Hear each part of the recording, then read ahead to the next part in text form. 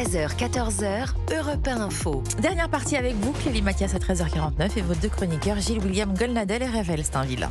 On reprend notre conversation sur l'émission Complément d'enquête diffusée hier soir sur France 2 qui ciblait les médias du groupe Bolloré. Raphaël Steinville, on a entendu bien sûr l'avis de Gilles William Golnadel. Raphaël, dites-nous ce que vous en avez pensé. Mais en fait, ce qu'il faut comprendre, c'est que l'objectif de Complément d'enquête était de faire la démonstration scientifique que CNews n'était pas la première chaîne d'information, mais la première chaîne de désinformation. Et alors, ils sont allés chercher tout un tas d'arguments pour essayer de corroborer ce qu'ils savaient déjà, puisque pour eux, c'était déjà acquis que c'était une chaîne de désinformation.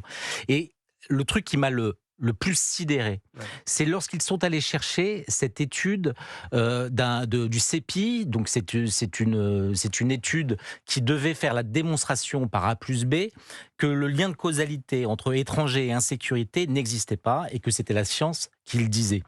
Alors, outre que Gérald Darmanin, Bruno Retailleau et tous les ministres de l'Intérieur qui se sont succédés depuis quelques années attestent de ce lien entre insécurité et immigration, quand on se penche sur cette étude, et c'est ce qu'a fait Marc Vanguard, qui est excellent pour aller au fond de ces études et de ces enquêtes pour dénicher le vrai du faux, qu'est-ce qu'il dit ?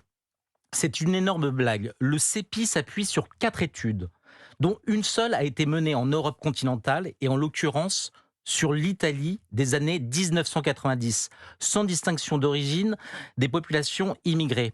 Plutôt que de s'appuyer sur des études réalisées au Chili, il aurait été mieux indiqué de regarder la réalité de nos voisins européens.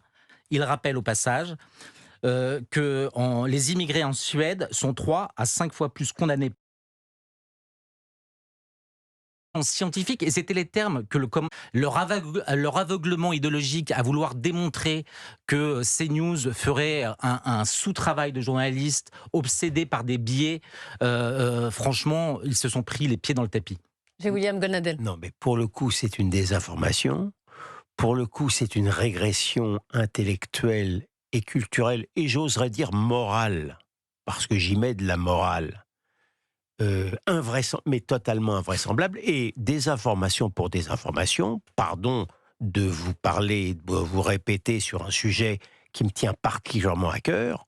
Pendant 2 ans, l'audiovisuel de service public a désinformé volontairement le public en livrant la propagande du Hamas, en taisant que c'était le Hamas, puisqu'il disait qu'il s'agissait de la défense civile, qui est administrée par le Hamas. Pendant 2 ans, chaque jour que Dieu ou le diable faisait, on a donné, jamais dans l'histoire de l'information à ma connaissance, une organisation terroriste fournissait de l'information sans que ce soit dit.